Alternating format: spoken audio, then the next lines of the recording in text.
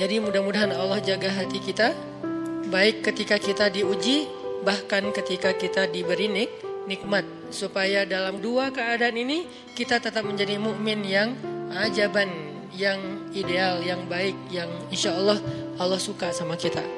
Kalau diuji sabara fakana khairallah, kalau diberi nikmat syakara fakana khairallah. Kalau dia diuji dia bersabar dan itu kebaikan untuk dia. Ternyata diuji ujung-ujungnya baik. Lewat apa ujian menjadi kebaikan? Lewat sabar. Bukankah Allah bilang wabasyiris sabirin? Sampaikan berita gembira kepada orang yang sabar. Ada banyak kebaikan yang Allah sediakan untuk orang yang sabar kalau dia sabar. Dan kalau diberi nikmat syakara. Kalau diberi nikmat dia bersyukur. Fakana khairallah. Kenapa nikmat kok menjadi kebaikan? Maksudnya dengan dia bersyukur Allah tambahkan kebaikan itu. La in syakartum la azidannakum. Jadi orang beriman itu kayaknya hidupnya tuh harusnya sih nggak ada bete-nya.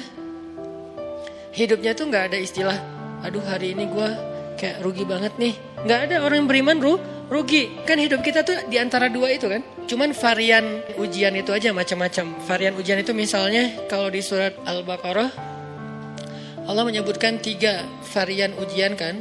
Ba'sa, dharra, zulzilu. Ujian fisik, ujian harta. Harta ini termasuk karir, kerjaan, usaha, bisnis.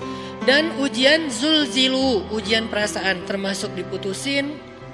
Atau orang yang dekat sama kita jadian sama yang lain. Atau mungkin di unfollow oleh ya gitu deh. Saya kalau udah ngebahas bab ini agak gimana gitu. Jadi 3 varian ini masuk kategori apa? Masuk kategori ujian. Tetap aja 2. Kalau nggak ujian nikmat. Antara 2 itu nih.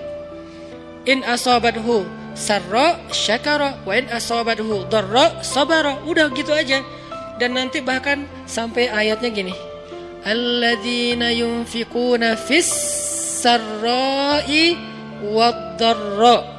Orang yang tetap beramal soleh lewat hartanya dalam keadaan dia berkelebihan atau dalam keadaan dia kekurangan.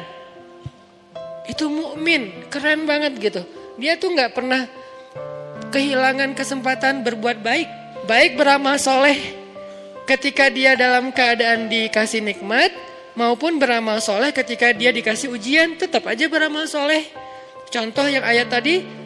Yunfikuna fis sarra, berinfak dalam keadaan sarra, dalam keadaan bahagia, senang, lagi dapat untung gitu kan. Ataupun yunfikuna fit dharra, tetap berinfak walaupun dia dalam keadaan dharra, dalam keadaan susah, dalam keadaan dor itu kan bahaya. Nih kalau saya infak nih bahaya nih buat saya nih.